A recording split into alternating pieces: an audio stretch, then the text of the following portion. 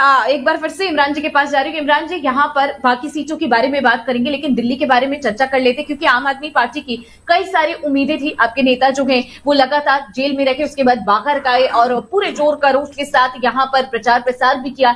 एक सीट निकालने में लग रहा है कामयाबी भी मिल जाएगी, लेकिन बाकी 6 सीट पर एक बार फिर से विफलता जो है हाथ लग रही है। क्या कुछ कारण जो है वो हो सकते हैं कि दिल्ली की इन तमाम सीटों पर जो है एक बार फिर से उसी तरह की तस्वीरें, क्योंकि पिछली बार सातों की सातों सीट जो बीजेपी अपने हथियाने में कामयाब रही थी, लेकिन इस बार जो है कहीं ना कहीं थोड़ा सा बदलाव नजर आया, लेकिन फिर भी वो काफी चीजें रह गई। हालांकि मुझे पता है कि आपका पहला जो कमेंट होगा वो यही होगा कि कहीं ना कहीं आम आदमी पार्टी को एक बड़ा झटका इन 2-3 सालों में कई बार लगा, और प्रमुख जो होते हैं वो जब जनता के सामने उतरते हैं तो उसका असर जो है अलग कुछ पड़ता है। देखिए निहारिका जी, जब जब इंडिया गठबंधन के तमाम शीर्ष के नेता अभी काउंटिंग के पहले एक बैठक करे थे, उसमें बताया गया था कि 295 सीटें मिनिमम मेरी सीट आने वाली है, जिसमें 4 सीटें हमने दिल्ली का जोड़ के रखा था, 4 लोकसभा की सीटें।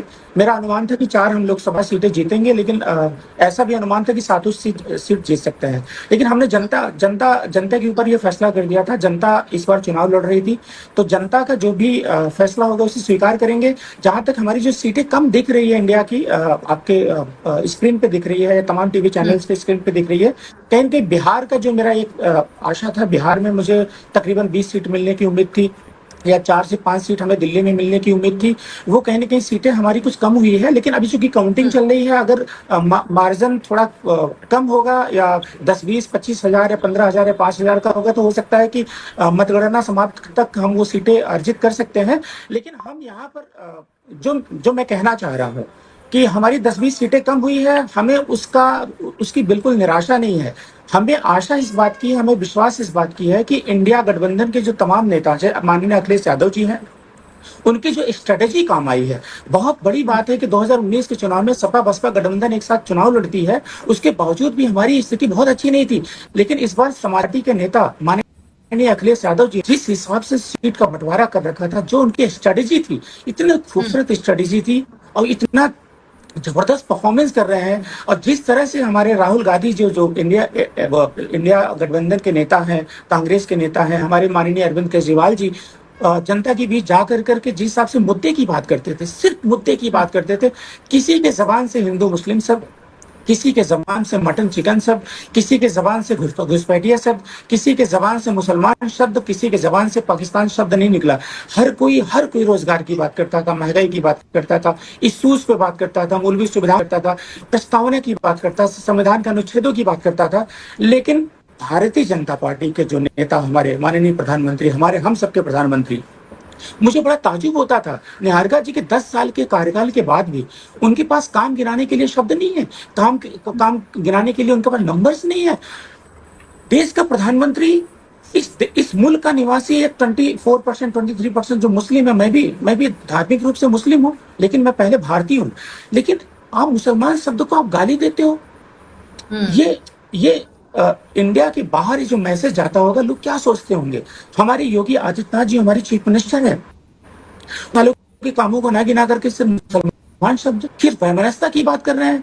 तो हमारी जनता, वही मैं कहता हूँ कि सोशल मीडिया का जमाना हो गया है, हर घर में पढ़े लिखे लोग हो गए हैं, हमारे भाई, हमारे चाचा, हमारे ताऊ, हमारे पिता, हमारी माँ, हमारी बेटियां हर की हो गई है।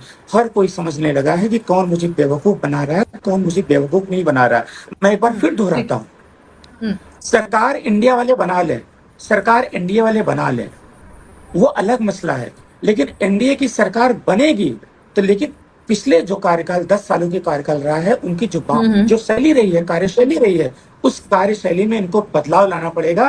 क्योंकि मैं मुस्कुराते हुए आपके टीवी चैनल पे बोल सकता हूँ कि नीतीश कुमार जी सबके हैं, नीतीश कुमार जी सबके हैं। ये मेरा जो स्मित मुस्कान के साथ मैं इस वाक्य को दोहरा रहा हूँ, क्योंकि नीतीश कुमार जी और एनडीए गठबंधन में शामिल तमाम छोटे दल ऐसे हैं जो अच्छी खासी सीट अर्जित किए हैं, वो भी सबके हैं।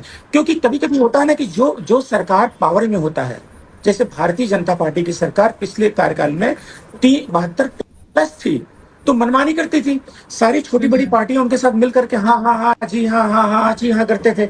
लेकिन इस बार अगर एनडीए की सरकार बनती है तो भारतीय जनता पार्टी मनमानी नहीं कर पाएगी। लेकिन अभी फिर मैं कहता हूं कि इंडिया की सरकार बनेगी, क्योंकि इंडिया अगर आपकी स्क्रीन पर 236 दिखा रहा है तो मैं मेरे सामने एक दो टीवी चैनल्स की स्क्रीन है, 253 255 तक दिखाया जा रहा है। तो अभी भी मुझे विश्वास है कि इंडिया गठबंधन जो एक संविधान की रक्षा करने के लिए, लोकतंत्र को बचाने के लिए आप सबके बीच में उतरा था, जनता के बीच में उतरा था, वो बहुत ही अच्छा रहा है। ठीक है। और इस जीत से पूरा हिंदुस्तान खुश है, पूरा इंडिया गठबंधन खुश है, यहाँ तक कि एनडीए में शामिल तमाम छोटे बड़े दल भी खुश हैं।